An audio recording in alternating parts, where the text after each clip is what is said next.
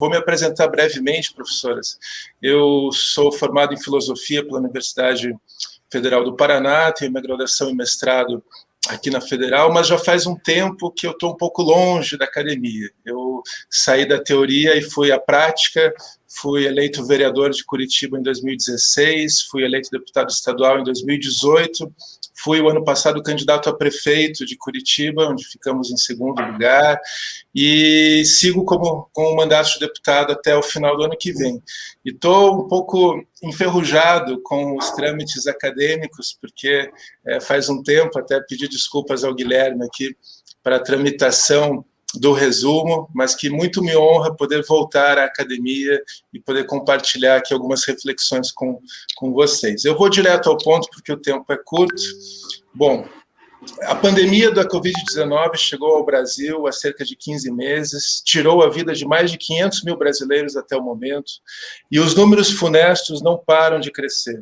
A crise sanitária foi e segue sendo agravada por outras crises concomitantes.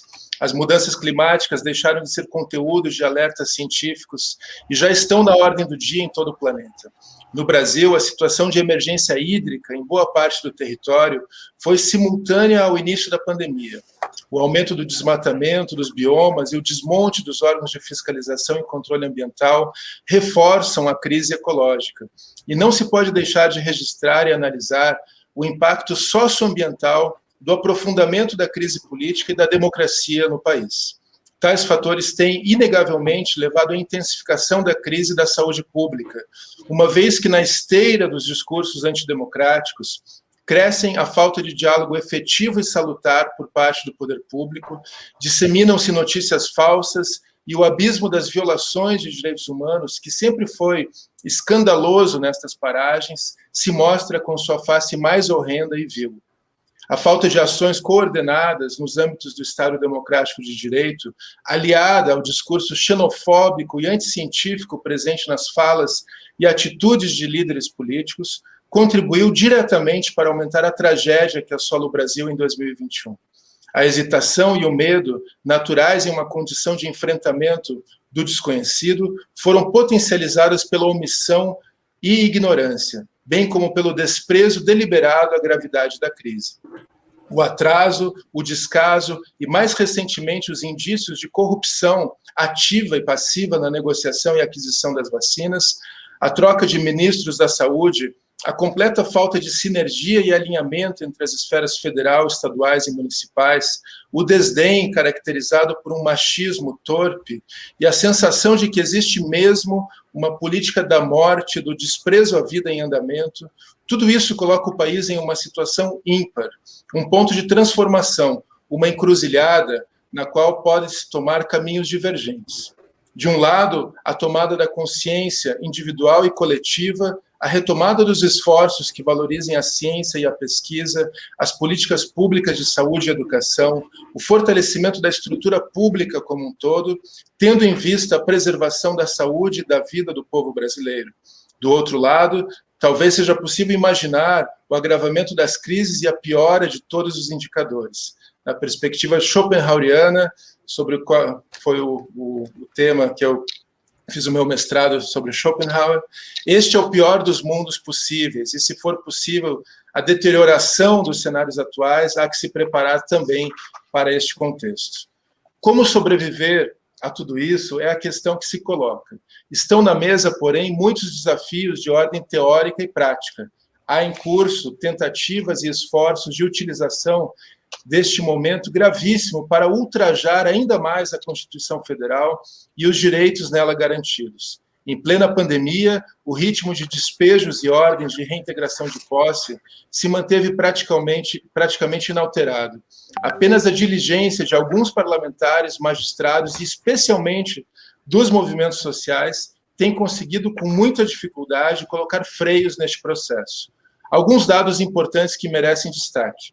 No Paraná, de onde eu falo, até 6 de junho de 2021, 731 famílias foram despejadas e outras 2.094 estavam sob ameaça. Em todo o Brasil, o número chega a mais de 14 mil famílias despejadas durante a pandemia e mais de 84 mil na iminência de não terem um teto para se abrigar enquanto o coronavírus circula livremente. As mortes de determinadas classes de trabalhadores aumentaram mais de 60% no auge da pandemia. Motoristas de ônibus, frentistas, vigilantes de seguranças, operadores de caixas de supermercado e outros profissionais considerados essenciais não pararam de trabalhar em nenhum momento, ainda que suas vidas e saúde não tenham sido incluídas nas preocupações governamentais. O intuito abjeto e deliberado de passar a boiada na legislação ambiental segue voraz por parte do governo federal e também nos governos estaduais, em que a ideologia da natureza como entrave ao progresso parece unir consensos inimagináveis. Os ataques aos povos indígenas, quilombolas e tradicionais seguem constantes na era Bolsonaro, com ou sem pandemia, constituindo um verdadeiro manifesto prático da destruição e da violência, sobre o qual a história brasileira se confunde desde a chegada das caravelas. No âmbito das agendas parlamentares, muitas aberrações podem ser registradas. Reformas trabalhistas sem o devido debate, a perda de direitos do funcionalismo público, a privatização de empresas e serviços do Estado, bem como outras ações diretas do Poder Executivo, que podem ser qualificadas de estapafúrdias extemporâneas e flagrantes violações dos processos democráticos. No Paraná, por exemplo, a militarização de 200 escolas públicas aconteceu durante o ano pandêmico, sem audiências com a comunidade escolar, em uma evidente ruptura da legislação. Também a redução pela metade da oferta de aulas de filosofia, artes e sociologia na rede estadual aconteceu por determinação direta do governador Ratinho Júnior. A transferência dos parlamentos presenciais para o modo remoto, sob a mediação de plataformas digitais, esvaziou e prejudicou a queda de braços de interesses múltiplos natural na democracia, retirando das classes afetadas por essas medidas a possibilidade de pressão direta, corpo a corpo, com os parlamentares. Já estou me encaminhando para o final, professor. É nesse contexto que constatam-se ações de destruição dos direitos e de atropelamento da Constituição, utilizando o medo de uma doença extremamente letal para passar a boiada de interesses escusos daqueles que nunca deixaram de ganhar com a exploração e as desigualdades sociais. Enquanto alguns poucos seguem no oásis da prosperidade, cercados pelo deserto da escassez, aumenta a multidão de desamparados envoltos pelo embrutecimento das relações sociais, pelo vazio da fome crescente, pelo apagamento da cultura e dos horizontes da civilização.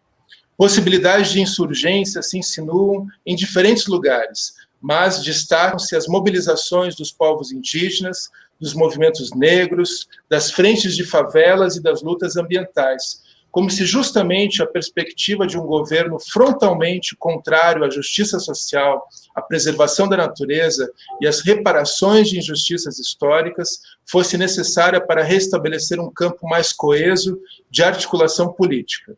No pêndulo e na dialética da história, tudo isso se encaixa em conformidade e tem o seu lugar.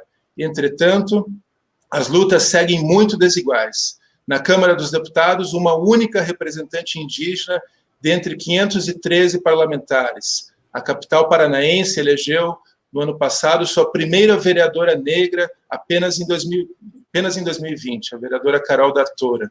A força das bancadas reacionárias nas assembleias segue majoritária, a liberação de agrotóxicos e o subsídio ao modelo hegemônico de agricultura avança sem obstáculos significativos e projetos de lei, ao estilo escola sem partido, continuam tramitando com vigor. A potência da destruição em curso tem consequências devastadoras para a democracia no presente, bem como para sua continuidade futura. O flerte obsceno com o autoritarismo e o militarismo, com as tentativas de liberação de armas para os chamados cidadãos de bem, a insubmissão de estratos das Forças Armadas e dentre as polícias, pode levar a situações preocupantes na perspectiva da manutenção do Estado de Direito. Toda demolição de avanços sociais, toda tirania é mais fácil e rápida do que a construção laboriosa, paciente, persistente, pressuposta pela democracia. Talvez seja justamente a esta aporia que querem conduzir o povo brasileiro para justificar impulsos antidemocráticos e ditatoriais. Tendo concluído, professora, espero que não tenha ultrapassado o meu tempo, eu quero citar, por fim, concluir com uma citação de Ivan Illich, que tem uma relação muito próxima, teve histórica com o grande Paulo Freire, né, inclusive acolhendo em Cuernavaca, lá no SIDOC. A ameaça de um apocalipse tecnocrático, eu oponho à visão de uma sociedade convivial. A sociedade convivial se sustentará sobre contratos sociais que garantam a cada um o maior acesso possível às ferramentas da comunidade, sob a única condição de não lesar a liberdade de outros. Eu creio que essa encruzilhada em que estamos, ela envolve, sim, tomadas e posições de consciências individuais, mas também coletivas, para que a gente possa ter um horizonte de esperança novamente no Brasil. Agradeço mais uma vez a oportunidade.